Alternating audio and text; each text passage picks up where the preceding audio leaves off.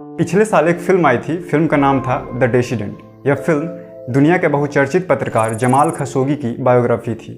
Jamal Khashoggi वही इंसान हैं जिनके पीछे सऊदी अरब की पूरी सरकार पड़ी हुई थी।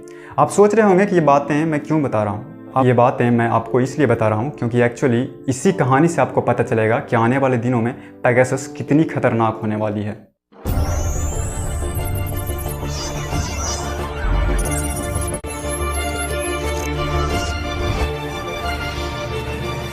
नमस्कार, मैं सौरभ, आप देख रहे हैं टेक इन्फॉर्मा। जमाल सऊदी में पैदा हुए। उन्होंने पत्रकारिता का रास्ता चुना और फिर वहीं सरकार के खिलाफ आवाज़ें उठानी शुरू कर दी। जमाल हमेशा से सऊदी को लोकतांत्रिक देश बनाने की बातें करते थे। फिर जाहिर है कि वो सत्ता के निशाने पे आए और 2017 में उन्हें सऊदी अरब छोड़कर भागना पड़ा। भले ही जमाल ने सऊदी अरब छोड़ दिया, लेकिन सरकार ने उनका पीछा कभी नहीं छोड़ा और उनकी लगातार निगरानी होती रही। और फिर वो दिन आया जब उनका सऊदी शासन के साथ आमना सामना हुआ और वो दिन उनकी ज़िंदगी का आखिरी दिन साबित हुई। एक्चुअली जमाल को कुछ दस्तावेज की ज़रूरत थी जो कि उन्हें इस्तांबुल स्थित सऊदी दूतावास में मिलने वाला था। 2 अक्टूबर 2018 को जमाल इस्तांबुल स्थित सऊदी दूतावास के अंदर गए और फिर कभी बाहर नहीं निकल पाए। उनकी अंदर ही हत्या कर दी गई थी।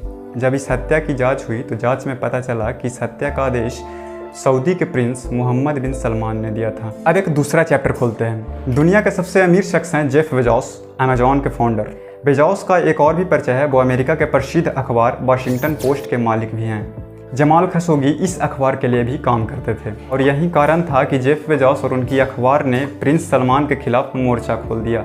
जबकि प्रिंस सलमान चाहते थे कि जेफ बेजोस अपनी अखबार को लगाम में रखें, लेकिन बेजोस ने ऐसा करने से साफ इनकार कर दिया। फिर क्या था, कुछ दिनों बाद प्रिंस सलमान की तरफ से जेफ बेजोस को व्हाट्सएप पे 4 MB का एक वीडियो मैसेज आया। उसको खोलते ही बेजोस का फ़ोन हैक हो गया और सारा डाटा बाहर जाने लगा। इसका पता तब चला जब बेजोस की अफेयर की खबरें अखबार में छपने लगी। बेजोस की सिक्योरिटी टीम ने उनकी फ़ोन की फॉरेंसिक जाँच की। जाँच में यह पता चला कि प्रिंस सलमान के मैसेज के बाद से उनकी फ़ोन का डाटा प्राइवेट नहीं रह गया था। इस जांच में एक और बात पता चली कि बेजोस के फ़ोन को हैक करने में जिस कंप्यूटर वायरस का इस्तेमाल किया गया था वो कोई और नहीं बल्कि इजरायली वायरस पेगासस थी, जो कि आज भारत में 50,000 से ज़्यादा लोगों के लिए सर दर्द बनी हुई है। बेजोस के पास संसाधन थे, पैसे थे, उन्होंने अपने स्तर पर जाँच करवा ली, लेकिन उनका क्या जो इतने सक्षम और खुशकिस्मत नहीं है। चौंका देने वाली बात यह है दोस्तों कि जब जमाल की मौत हुई थी तब उनके फ़ोन में भी पेगासस की यही वायरस मिली थी और अंत में उनको जान गंवानी पड़ी।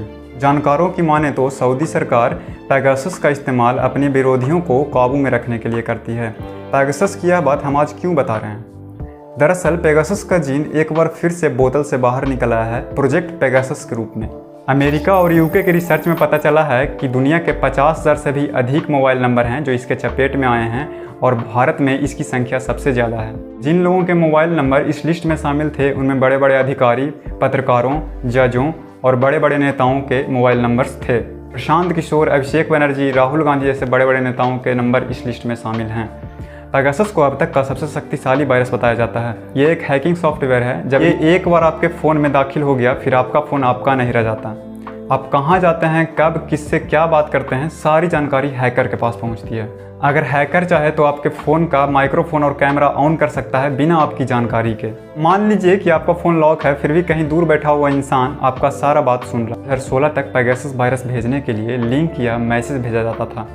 आप जैसे ही वो लिंक खोलते हैं आपका फ़ोन हैक हो जाता है। अमेरिका की अखबार द गार्डियन के रिपोर्ट के मुताबिक पेगासस का न्यू वर्जन इससे भी आगे निकल चुका है। अब बिना क्लिक के भी वायरस का आपके फ़ोन में दाखिला हो सकता है। इसे नाम दिया गया है 0 क्लिक अटैक।